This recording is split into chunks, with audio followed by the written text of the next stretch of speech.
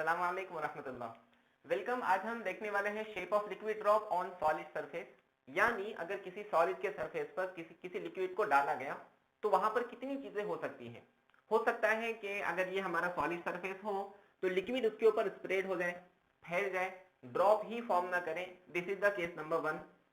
हो सकता है लिक्विड ड्रॉप तो फॉर्म करे लेकिन एंगल ऑफ कांटेक्ट एक्यूट हो। हमको पता है एंगल ऑफ कांटेक्ट निकालने के लिए हम पॉइंट ऑफ कांटेक्ट पर दो टेंजेंट बनाते हैं, एक लिक्विड के सरफेस पर टेंजेंट, दूसरा सॉलिड पर टेंजेंट, और लिक्विड के अंदर से जो एंगल मेजर किया जाता है that angle is called angle of contact. ये दूसरी पॉसिबिलिटी है जिसमें एक्यूट एंगल ऑफ कांटेक्ट मिलेगा और लिक्विड ड्रॉप भी फॉर्म होगा। तीसरी पॉसिबिलिटी ऐसी है कि ड्रॉप तो फॉर्म हो लेकिन एंगल ऑफ कांटेक्ट ऑब्ट्यूज बने। इस तरह का अगर ड्रॉप फॉर्म हो रहा है तो this will be the tangent on the surface of liquid and this is the tangent of solid measured inside the liquid will be the angle of contact। तो this is our liquid और ये होगा angle of contact। तो यहाँ पे theta obtuse होगा। ये तीन केसेस कब होंगे? लिक्विड ड्रॉप कब स्प्रेड कर जाएगा, कब लिक्विड ड्रॉप बनेगा लेकिन एंगल ऑफ कांटेक्ट एक्यूट होगा, और कब लिक्विड ड्रॉप बनेगा और एंगल ऑफ कांटेक्ट ऑब्ट्यूज होगा, आज हमको देखना है। तो चलिए बढ़ते हैं। अगर मैं सोचूं कि अगर मैं लिक्विड ड्रॉप का सॉलिड के साथ इंटरेक्शन स्टडी कर रहा हूं तो मुझे इंटरमॉलिक्यूलर फोर्सेस के बारे में जानना जरूरी है। Let consider there is a solid surface, this is the solid surface. इसके ऊपर मैं मान लेता हूं लिक्विड स्प्रेड हुआ और इस तरह का लिक्विड ड्रॉप फॉर्म हो चुका है, मान लेते हैं अभी। इसके बाद हमको कंडीशंस भी पता चल जाएंगे। ये हमारा लिक्विड है, ओके।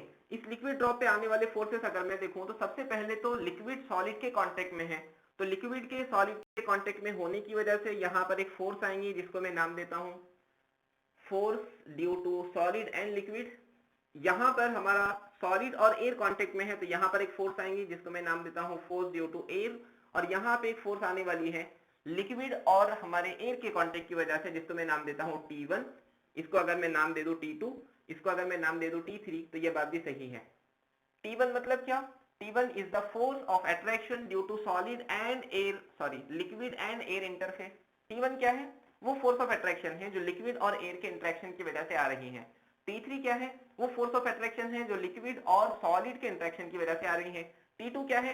वो फोर्स ऑफ अट्रैक्शन है जो सॉलिड और एयर के इंटरेक्शन की वजह से आ रही है। तो आप ये लिख सकते हैं, what is the meaning of T1? The force of attraction due to solid, sorry, liquid and air interaction।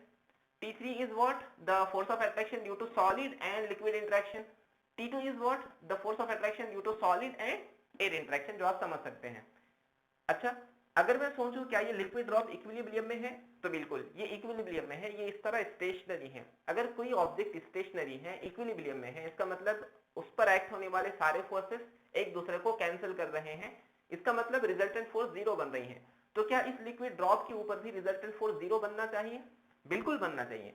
इस लिक्विड ड्रॉप पे एक्ट होने वाले फोर्सेस देखते हैं। तो सबसे पहले अगर मैं लिक्विड ड्रॉप को पॉइंट ऑब्जेक्ट मान लूं तो इस तरफ एक्ट हो रहा है T3, इस तरफ एक्ट हो रहा है T2, और ऐसे एक्ट हो रहा है T1 जो कि एंगल ऑफ कांटेक्ट थीटा के साथ है। तो हम यहाँ पे थीटा एंगल लिख लेते हैं। अब हमको पता है कि जितनी फोर्स राइटवर्ड है उतनी ही फोर्स अगर लेफ्टवर्ड हो तो हम इसको बैलेंसिंग कंडीशन कह सकते हैं। अब यहाँ पे T1 इंक्लाइन पोजीशन में है, इसलिए हम ऐसा करेंगे, T1 को दो कंपोनेंट में रिजॉल्व करेंगे।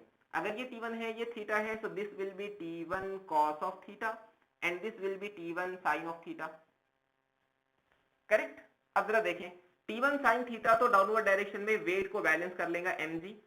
अलबत्ता ये दो फोर्सेस यहाँ पर आ चुके हैं, मैं इसको दोबारा बना देता हूँ। इस तरफ कौन है? इस तरफ है T1 cos of theta और इसी तरफ है T3, और इस तरफ एक दूसरी फोर्स है जिसको हमने नाम दिया है T2। अगर हमारा लिक्विड ड्रॉप इक्विलिब्रियम में है तो leftward forces must be equal to summation of rightward forces. Liquid drop के ऊपर जितने लेफ्टवर्ड में फोर्सेस एक्ट हो रहे होंगे उतने ही राइटवर्ड में एक्ट होना जरूरी है। तो क्या मैं इक्वेशन लिख सकता हूं फॉर इक्विलिब्रियम के लिए क्या मैं कंडीशन लिख सकता हूं? T2 is equals to T3 plus T1 cos of theta. बिल्कुल लिख सकते हैं। राइटवर्ड की फोर्स लेफ्टवर्ड की फोर्स के बराबर होगी। That means T2 minus T3 is equals to T1 cos of theta. ये T3 इधर आ चुका है। हमको निकालना है थीटा, एंगल ऑफ कांटेक्ट की condition. That means T2 by T3, T1 multiply में है तो इसको डिवाइड में लेकर आ जाओ, is equals to cos of theta. ये हमारी इक्वेशन है जो हमारे लिक्विड ड्रॉप को डिफाइन करेंगे। कैसे डिफाइन करेंगी इसको समझने के लिए हम कुछ बातें बहुत अच्छी तरीके से समझ लेते हैं।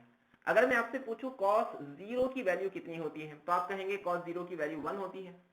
ओके, इसके बाद जब मैं वैल्यू इंक्रीज करता जाता हूं तो cos के एंगल को इंक्रीज करता जाता हूं तो वैल्यू डिक्रीज होती जाती है, यहां तक कि cos 90 पर वैल्यू 0 हो जाती है, बराबर।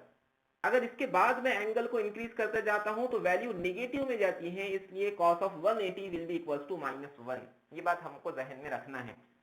cos का कर्व कुछ इस तरह बनता है, ये है एंगल 0 डिग्री पर, ये 90 पर और ये 180 पर। तो याद रखना है कि 90 के बाद cos की वैल्यू निगेटिव हो जाती है, 90 के बाद cos की वैल्यू निगेटिव हो जाती है। मान लीजिए मुझे लिक्विड ड्रॉप फॉर्म करना है। अगर मुझे लिक्विड ड्रॉप फॉर्म करना है तो एंगल ऑफ कांटेक्ट कुछ ना कुछ बनना चाहिए, या तो एक्यूट बने या तो ऑब्ट्यूज बने या तो 0 बने, कुछ ना कुछ बनना चाहिए, ये इंपॉर्टेंट है।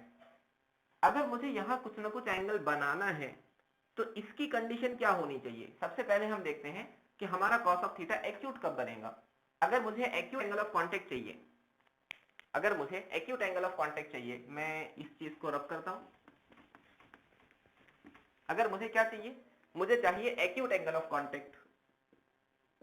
एक्यूट मतलब angle of contact should be less than 90 degree. अगर लेस देन 90 डिग्री है, अगर लेस देन 90 डिग्री है तो हमारे cos की वैल्यू कितनी होगी? cos of theta is equal to cos of 90 is equal to 0। तो हमारे cos की वैल्यू 1 से 0 की रेंज में होना चाहिए, 1 से बड़ी और 0 से छोटी। दैट मीन्स 0 पॉइंट समथिंग होनी चाहिए। ओके, पॉजिटिव होना चाहिए ना कि निगेटिव होना चाहिए? अगर निगेटिव होता था तो एंगल ऑफ कांटेक्ट 90 से बढ़ जाता था, निगेटिव में वैल्यू होनी चाहिए, एक्यूट एंगल ऑफ कांटेक्ट चाहिए। अब जरा ध्यान दो यहाँ पर मैं जो बता रहा हूँ, अगर हमको ये वाली वैल्यू पॉजिटिव चाहिए, इसका मतलब T2 must be greater than T3। अगर T2 T3 से बड़ा होगा, अगर T2 T3 से बड़ा होगा तभी तो ये वैल्यू पॉजिटिव आएंगी। अगर ये वैल्यू पॉजिटिव है, T2 is greater than T3, इसका मतलब T2 माइनस T3 ये हो जाएगा पॉजिटिव। ये एक कंडीशन हमको याद रखना है।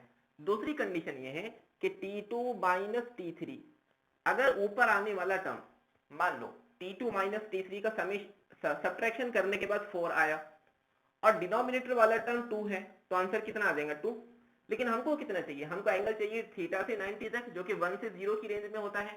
मतलब हमको आंसर चाहिए 0.5 या 0.6 या 0.2, कुछ भी चल सकता है, लेकिन 1 से छोटा हो, 0 से बड़ा हो, उन दोनों के बीच में चाहिए। तो आंसर तो बड़ा आ रहा है, ये नहीं चलेगा। इसलिए हमको आंसर को अगर 0 पॉइंट की रेंज में लाना है तो डिनोमिनेटर हमेशा न्यूमरेटर से ज्यादा होना चाहिए। आप डिनोमिनेटर या तो 5 ले लो या तो 6 ले लो या 7 ले लो, कुछ भी दे सकते हैं, मगर डिनोमिनेटर अगर 4 से बड़ा है तो आंसर आपका 0 पॉइंट में आएगा।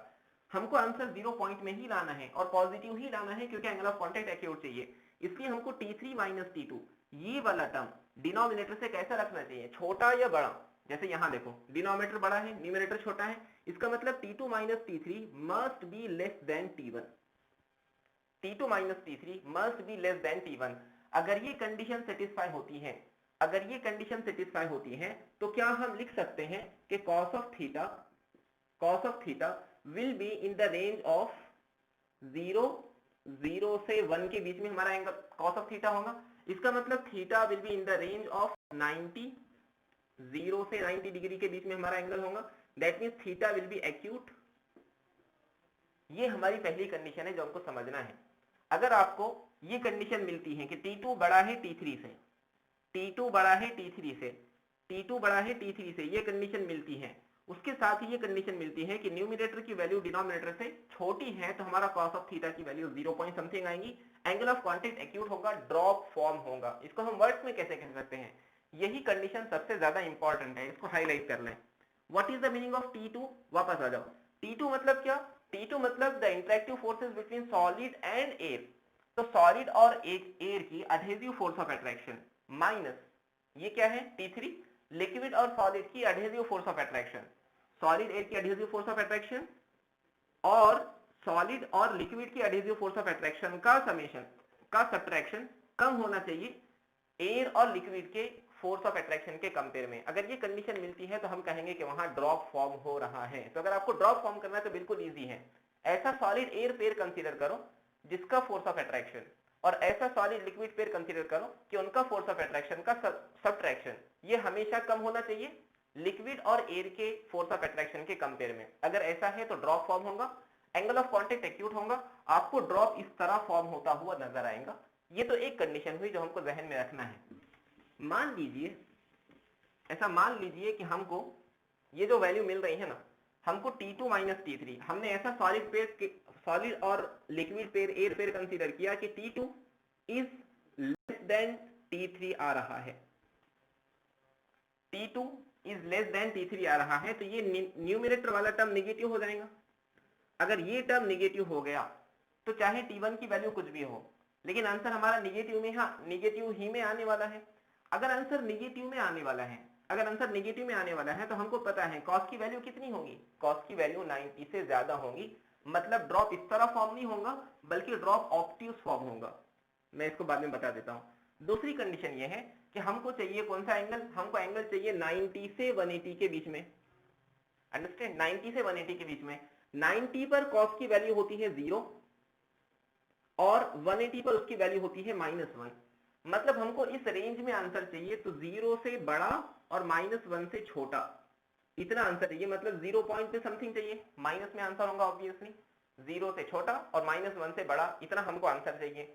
अगर हमको 0 पॉइंट में आंसर लाना है तो वही बात, डिनोमिनेटर बड़ा होना चाहिए, न्यूमरेटर छोटा होना चाहिए। तो क्या मैं लिख सकता हूं कि T2 minus T3 should be less then T1। क्या मैं इस तरह लिख सकता हूं? इसका ऑब्वियसली मॉड लेना पड़ेगा क्योंकि नेगेटिव वैल्यू है। अगर ये कंडीशन सेटिस्फाई होती है, पहली ये कंडीशन कि T2 कम होना चाहिए T3 से, तो आंसर नेगेटिव में आ जाएगा, ये नेगेटिव में है।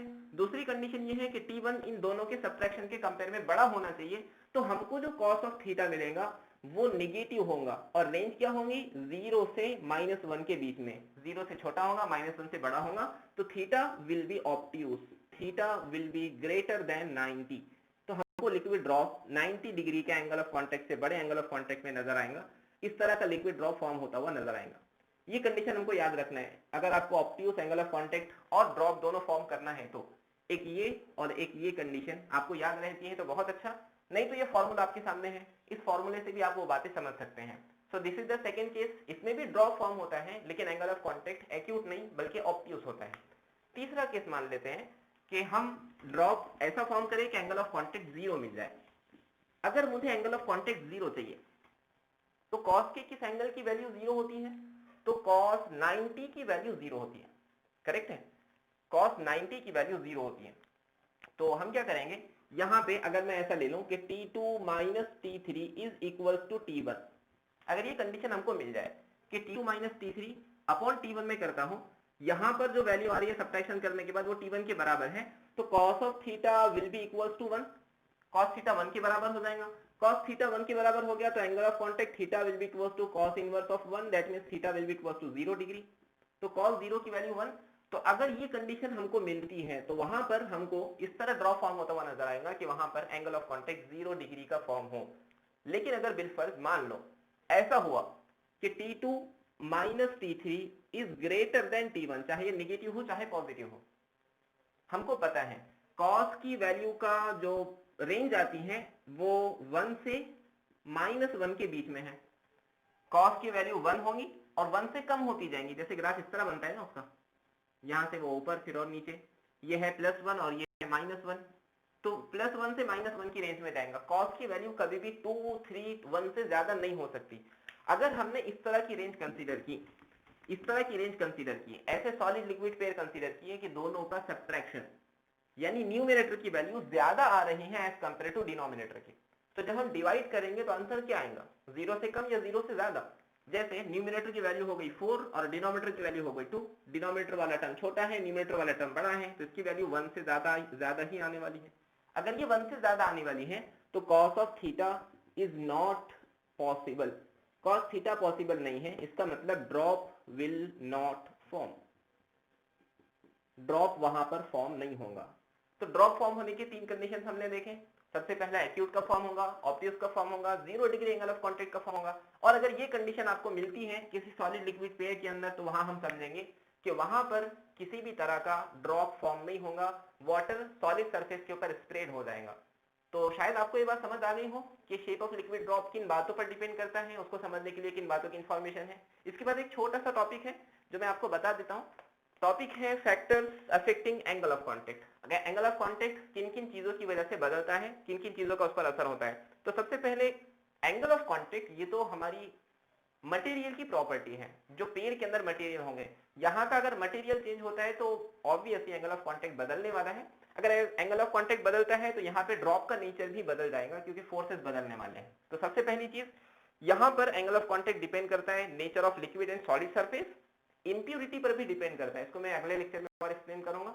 अगर हम कोई इंप्यूरिटी ऐड करते हैं, चाहे वो इंप्यूरिटी सॉल्युबल हो या इनसॉल्युबल हो, ये इंप्यूरिटी की वजह से सरफेस टेंशन चेंज होता है। सरफेस टेंशन की वजह से हम ये कह सकते हैं कि फोर्सेस बदलते हैं, इस फोर्सेस की वजह से सरफेस टेंशन बदलता है, या सरफेस टेंशन की वजह से फोर्सेस बदलते हैं। अगर ये फोर्सेस बदलेंगे तब भी इस ड्रॉप का नेचर और सरफेस टेंशन दोनों बदलेगा। टेम्परेचर भी है एक चीज जिसकी वजह से सरफेस टेंशन के ऊपर फर्क आता है। जैसे जैसे आप टेम्परेचर की वैल्यू बढ़ाते जाते हैं, टेम्परेचर की इंक्रीज होने की वजह से इंटरमोलिकुलर फोर्सेस वीक होते हैं, सरफेस टेंशन डिक्रीज होता है। तो यहाँ पर हमारे topic shape of liquid drop on the solid surface ये हमारा खत्म होता है। अगर आपके जहन में कोई डाउट है तो कमेंट सेक्शन में हमको बताएं, हम इंशाल्लाह उसको क्लियर करने की कोशिश करते हैं। हम जल्दी मिलेंगे, तब तक के लिए फी अमानिल्लाह। Thank you.